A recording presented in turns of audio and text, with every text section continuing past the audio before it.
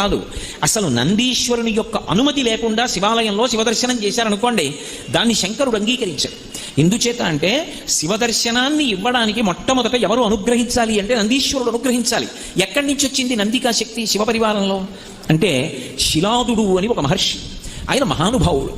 ఆయనకి ఒకప్పుడు ఒక విచిత్రమైనటువంటి కోరిక కలిగింది, నాకు ఒక కుమారుడు కలగాలి, కానీ అందరు పిల్లలు పుట్టినట్టే భార్య యొక్క సహాయము వలన నా తేజస్సు నా భార్య యొక్క శోణితము కలిసి నా భార్య యందు పిండముగా రూపుదిద్దుకొని ఏదో కొన్ని నెలలు ఆమె గర్భము ధరించిన తరువాత బయటికి వచ్చేటటువంటి శిశువు కాదు, అయోనిజుడు కావాలి. స్త్రీ గర్భము నుండి బయటికి రానివాడయ్యి ఉండాలి, అయోనిజుడు కావాలి. 2, ఆ పిల్లవాడికి మరణం ఉండకూడదు, ఇక పిల్లవాడు శరీరం అన్నది విడిచిపెట్టకూడదు. 3, వాడు పరమశివుడితో సమానమైనటువంటి స్థాయిని పొంది ఉండాలి అనుగ్రహంలో. వాడు ఆజ్ఞాపించడంలో కానీ అనుగ్రహించడంలో కానీ రూపంలో కానీ ముమ్మూర్తుల శంకరుడు ఎలా ఉంటాడో అలా ఉండాలి. నాకు అటువంటి కొడుకు కావాలి.